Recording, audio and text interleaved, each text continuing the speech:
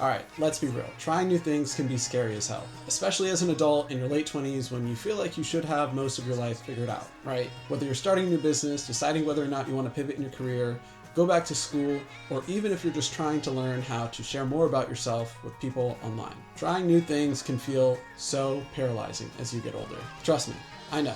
I'm going through all the same things right now at 27 years old. I'm filming this video at the end of January 2026. So if you're watching this, that means you've stumbled upon my very first video of this YouTube channel. Better yet, this means that you too have been feeling a little bit lost lately, looking to redirect your future towards something more honest, or fulfilling, aspirational, intentional even. If you're tired from hearing from self-help gurus or digital product salesmen trying to close you on their latest course. Instead, if you've been wanting to hear from someone in your shoes, going through the same struggles trying to rebuild their life this year, then I encourage you to engage with this video. And stick around until the end for the next few videos in this series as I continue to upload more regularly. You see, Jordy on the Run is a channel that I'm dedicating to documenting all of my personal journeys, especially throughout 2026. I'm setting some big goals this year. I want to start my own business, I want to get monetized on both YouTube and Instagram, and I'm going back to school to pursue my master's degree. Side note, but let me know if you think I should add publishing a book or maybe a small zine to the list too.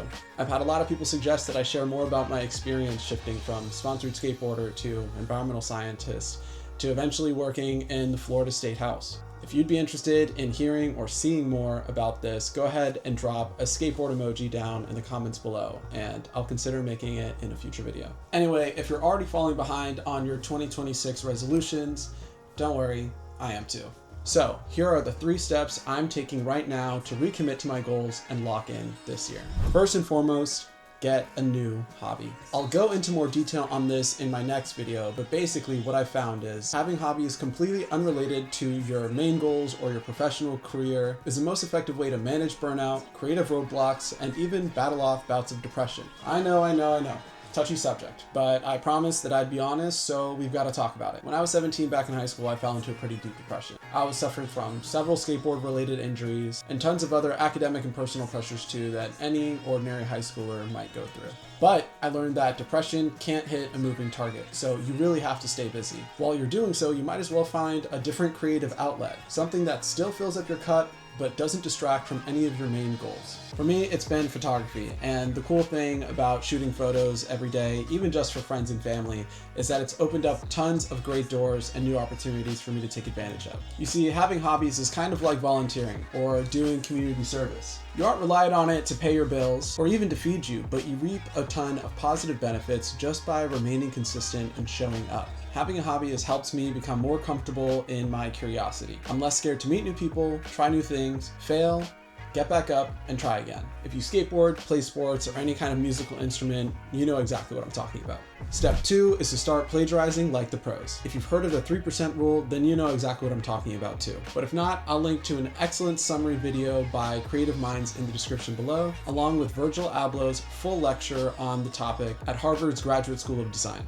You see, basically what I've realized is that if I want to drastically improve my life in 2026, I really don't need to reinvent the wheel. I just need to copy the pros. Plenty of people before me have started new businesses, become full-time content creators, and obtained their master's degree. Now, it might be crazy doing all 3 at once, but I know it's not impossible because the blueprint already exists. You see, the 3% rule basically dictates that you just follow somebody else's path long enough until you feel comfortable enough to branch off into your own direction. Now, I don't know a lot of people who've shifted from skateboarding to politics, but I do know that Mikey Taylor did it, and Rodney Mullen, the literal godfather of street skateboarding, is a 2-time patented engineer from my home state of Florida. So if they can do it, how hard can it be, right?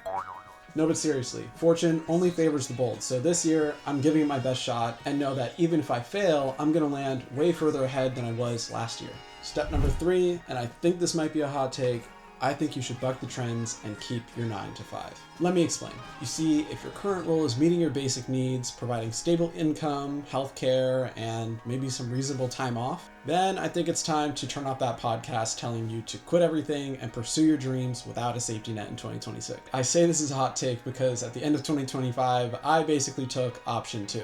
I'm currently unemployed and navigating the worst job market I've ever experienced. So save yourself the grief and just trust me on this one. But in all honesty, while everybody's telling you to ditch your 9 to 5, I think that it provides really helpful limitations. We're all human, and if there's one thing that's pretty consistent for all of us is that we perform better under pressure. Of course, I know it can be more complicated than that, and in a future video, I'm happy to talk more about how I leveraged every single career shift into a new opportunity, into higher pay, into higher titles if you care about those things, and gaining new professional experience that I was then able to apply to my creative pursuits during weekends, before work, or after my 9 to 5. So the TLDR is this.